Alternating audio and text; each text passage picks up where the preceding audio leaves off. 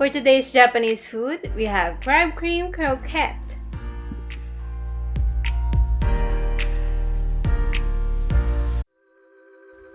So we have onions, flour, crab meat, pwedeng canned or yung fake crab meat, unsalted butter, salt and pepper, and milk.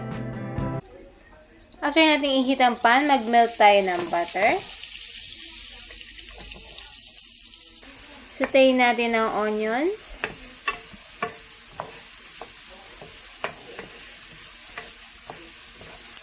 And add na natin ang crab meat. Pwede rin gumamit ng fake crab meat o kaya naman yung nasa can. Mostly ang ginagamit ko yung fake crab meat kasi mahal din ang crab dito.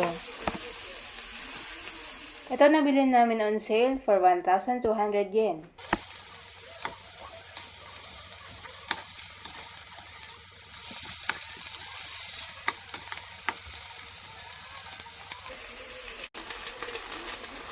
Sunod ay yung harina. Harina na lang para hindi ako magkamali ng pronunciation.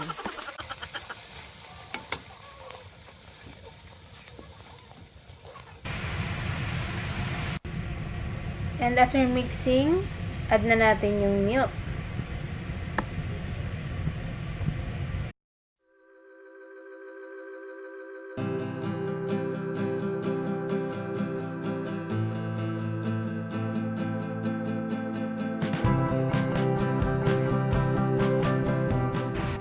And season na natin with salt and pepper.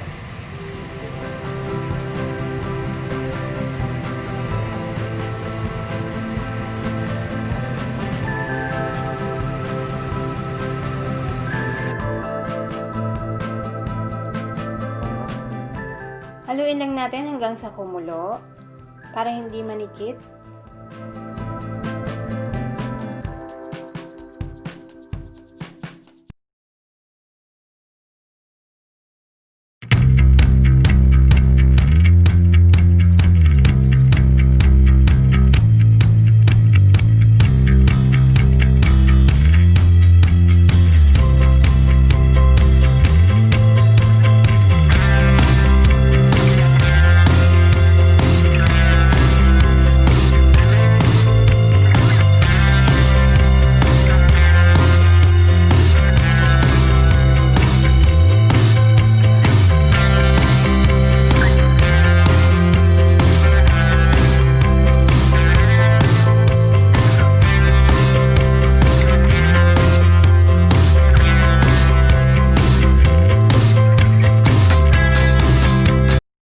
Pagkakulawangin natin ang pan mula sa stove, lagyan ng cling wrap ang tray at pahiran ng mantika o sprayan ito.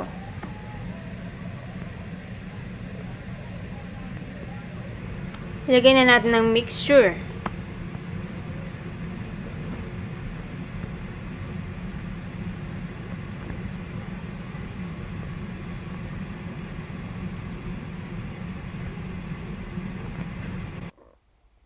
Hayaan muna natin lumamig ito ng ilang minuto.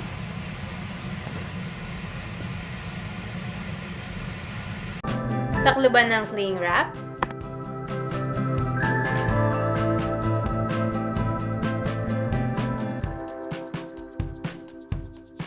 At ilagay natin sa freezer for 2 to 3 hours.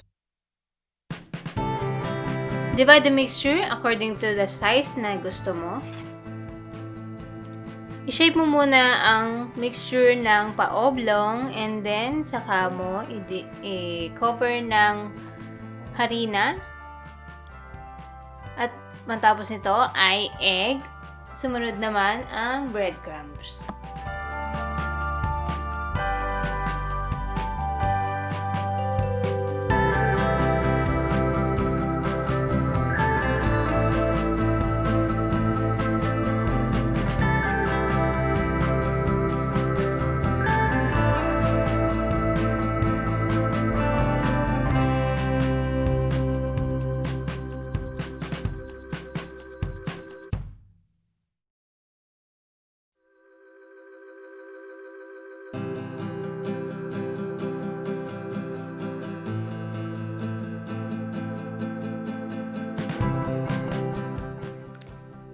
At i-deep fry na natin to sa medium fire.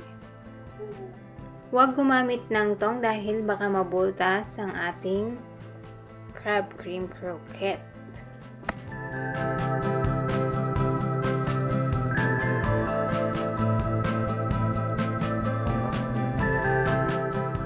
Hanguin na natin to at huwag kalimutan na i-drain ng excess oil.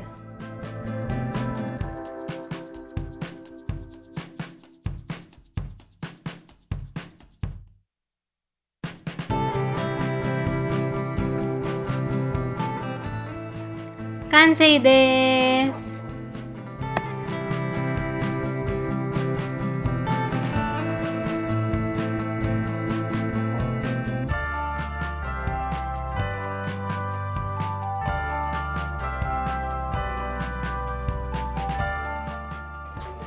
Pwedeng kainin to ng walang sauce, pero dahil mas gusto kong mas malasa, gumamit ako ng tonkatsu sauce, ketchup, at nilagyan ko ng garlic chips.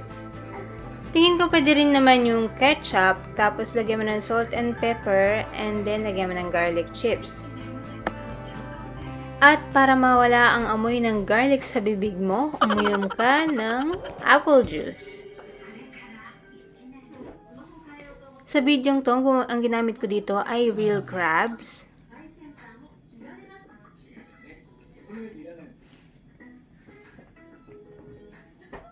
Dito naman ang ginamit ko ay yung fake crab meats.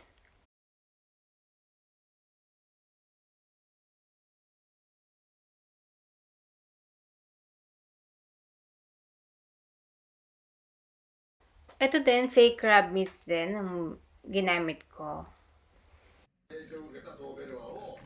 Tabi masyo!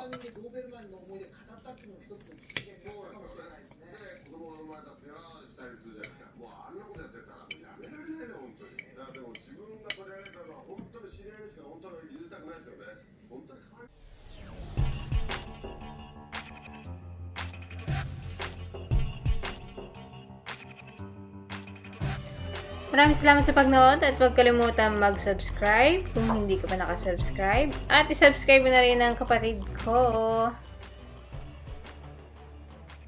See you next time. Bye!